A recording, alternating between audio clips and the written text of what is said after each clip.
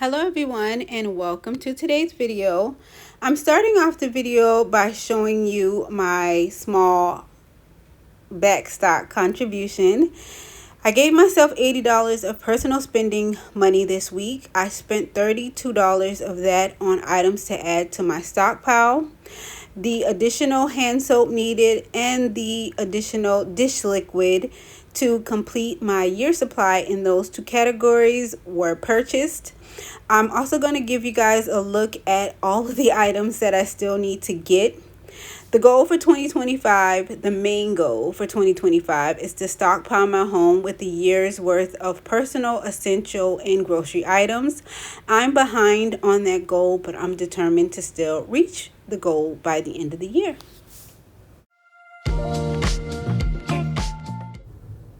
In today's video, I will be adding the finishing touches to both of the boys' rooms.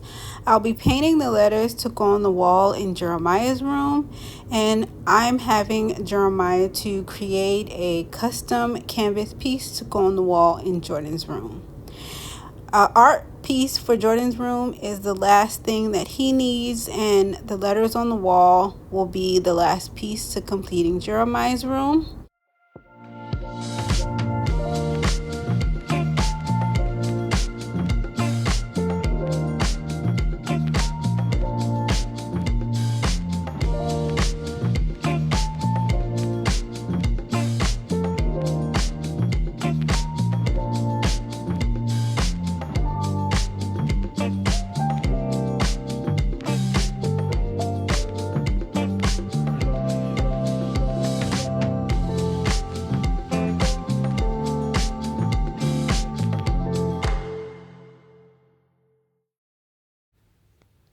For the artwork that is going on the wall in Jordan's room, I just told Jeremiah to draw whatever he would like. This art piece will hang in Jordan's room above the meat freezer. So every time I go into the meat freezer, I'll be able to look up at the artwork that Jeremiah created and remember this moment. And also, I think it's going to be a beautiful thing when Jordan comes home and he gets to see the artwork that is on his wall was produced by his baby brother. I really spent this year focusing on healing and finding my center, and along the way, I found peace. I gave myself permission to live in the present because I'm one of those people that always is planning for the future. I wanted my kids to come along with me in that journey. I've been depressed for so long that it felt weird to actually have peace, for life to actually stand still for a moment, for things to flow effortlessly and it not be so heavy. I wanted my kids to know what that felt like. So the same way I found my room to be tranquil, peaceful, a place that I could really rest and restore, I felt that it would help my children to have a space that was equal to mine. Of course, young boys love their rooms regardless, but I feel like when your room is aesthetically pleasing to you, when you look up and it's bright, light, airy, there's life flowing through it, that it does something for your spirit. And so I worked really hard this year to give that experience to my kids. Me and my sister painted the walls blue in Jeremiah's room last year. We listened to Brandy and Monica sang all off tune, and every single time I go into Jeremiah's room, I smile. Jeremiah was home at the time, so he actually looked in a couple times, shook his head, but we both have that memory.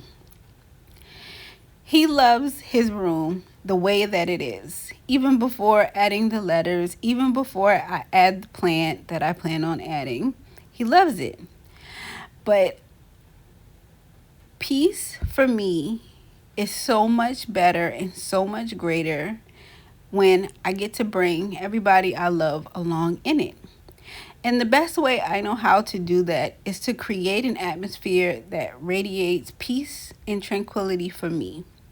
And I'm learning that my kids get more from me than their hair color, different personality traits, my temperament, that spiritually, how I am, how I need a center, how I need stability, how I need life to in some way feel like it stands still for me. They're a lot like me.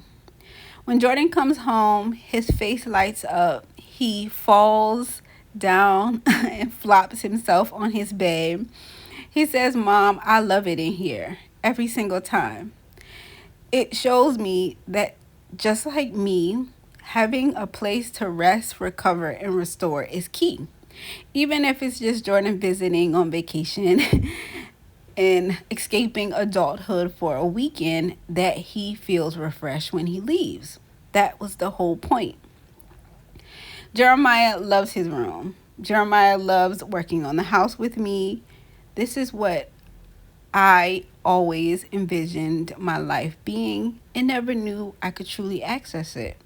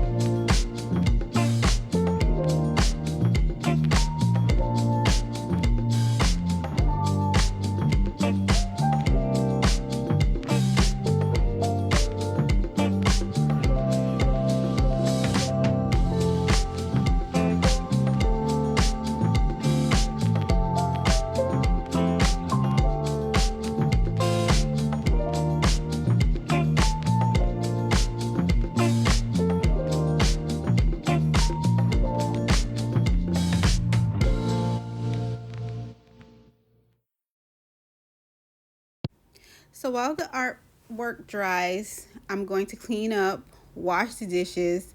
Jeremiah's going to eat. We're just going to snack on pizza for lunch today and let everything dry.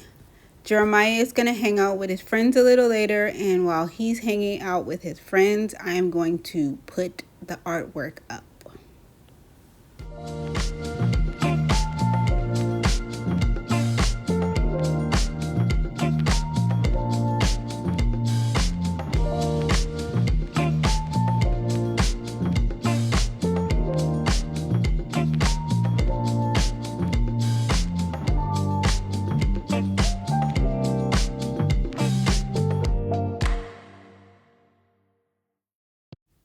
Now that the artwork is dry, I'm just going to use double-sided tape and apply it to the wall. I'm using my leveler to make sure that it's straight because I'm known to hang a painting or a picture, anything, crooked. I'm trying to get better at that. So I'm leveling it out and then I'll just stick it to the wall. Double-sided tape is great. After a couple of days, weeks, it's gonna stick up there. You're gonna have a hard time getting whatever you stuck to the wall off, but I love it. I am going to put a light, a picture light above the painting, a silver one. Like I told you guys, I only do Amazon twice a year, so I have it in my cart, and in February when I'm eligible for that free month, I'll get the picture light to go above the picture.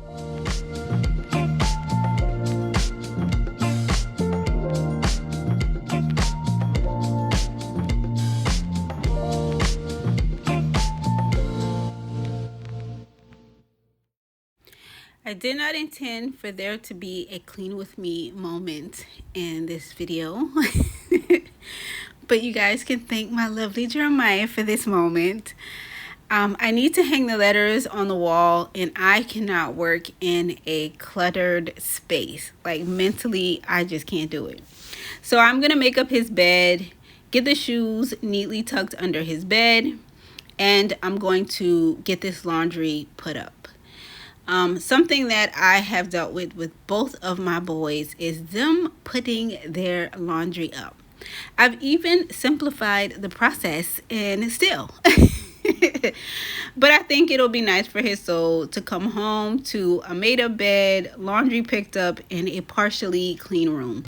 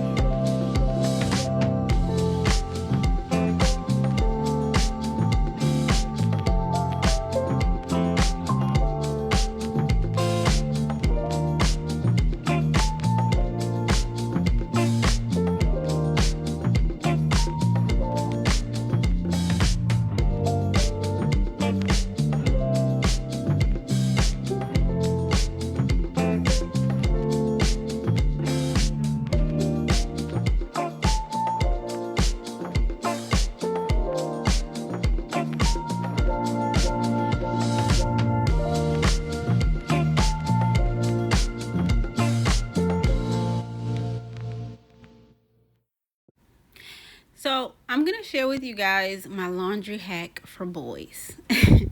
I'm one of those people that's very detail oriented, and I thrive with order. However, folding my children's clothes I found to be a waste of my time. So, I have a no fold put up laundry system for them. Basically, all I do is put it in sections. There's a pile for shorts, a pile for undergarments, they're boxers. There's a pile for socks, a pile for shorts. You get the idea.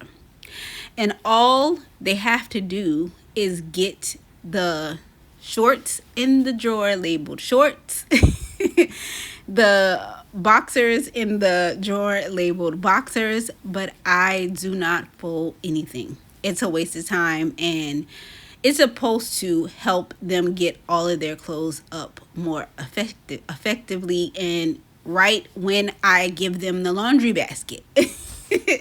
When they were little, they were much better at it, but again, I was on them more.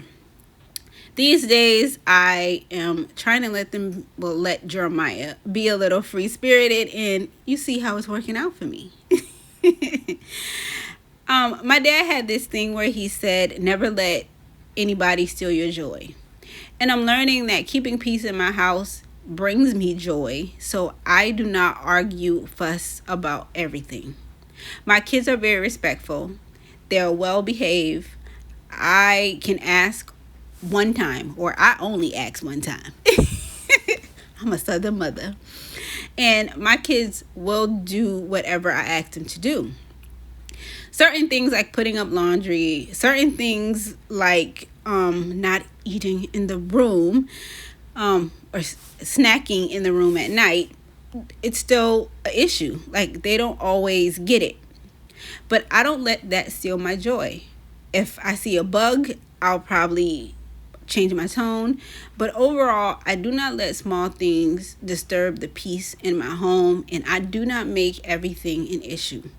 If at the core they're doing the things that they're supposed to do, I don't expect perfection. And I don't expect it from them because I'm not perfect. But we have a great home. I hope my laundry hack works for you if you have teenage boys or young boys. I started when they were really, really young, 6 and 7, the no fold method. And it really worked well for a long time. So you can try it if you have a male child.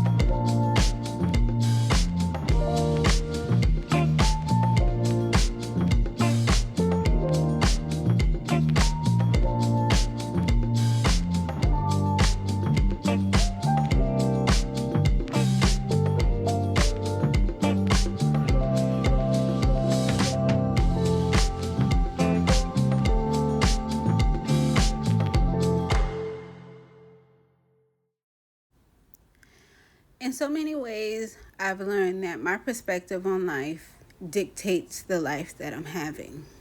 For 6 years, all I could see is what I lost. And I'm going to be honest, I took a great loss. I lost my father. I lost the person that I knew 100% was in my corner. My kids lost that father figure that had been there from the beginning. It was a great loss. But by only looking at what I lost, I missed sight of all of the things that I had. My father spent 8 years in the kind of pain I wouldn't wish on anybody. By not having him here, I knew where he went. I knew where he's at. There is no pain. There is no cancer.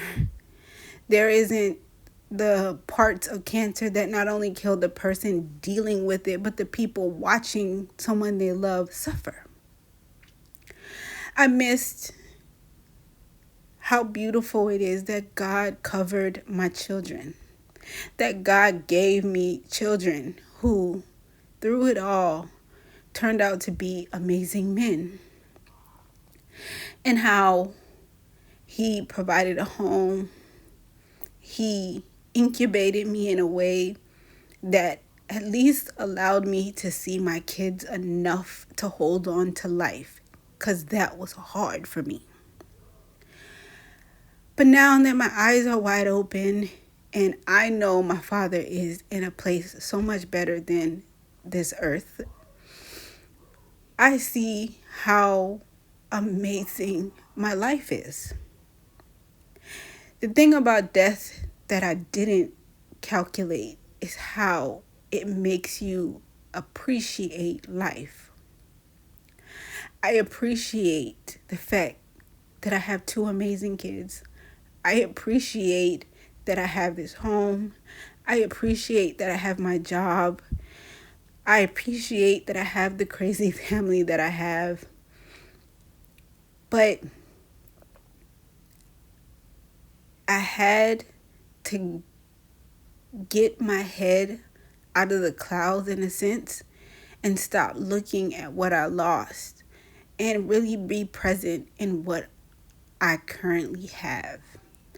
And not planning for the future, not looking back at the past, but truly immersing myself in this moment. Life is good, and I'm grateful. So before I end this video, I'm going to ask you this one basic question. Can you see what you have now? Are you truly present in what you have now? There's something we're all aspiring for, a more comfortable space we all want to be in. But can you see the beauty in now? Seeing the beauty in now is the key to happiness, the key to peace. And we all deserve that. I love you all. Take care.